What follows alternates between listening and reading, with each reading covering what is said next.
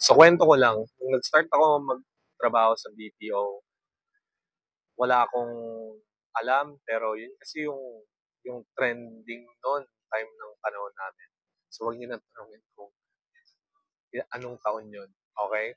But what I've learned nung nag-a-apply ako, it's pretty tough, mahirap, kailangan like marunong ka, fluent ka sa English, mabilis ka mag-type, and nung time namin stricter din yung mga interviewer, umaabot lang ako ng final interview. I don't get the JO. Countless na yata yung mga in-applyan ko na BPO nung nag-start ako mag-apply. Siguro, I don't know, 50 o baka nga umabot ng 100.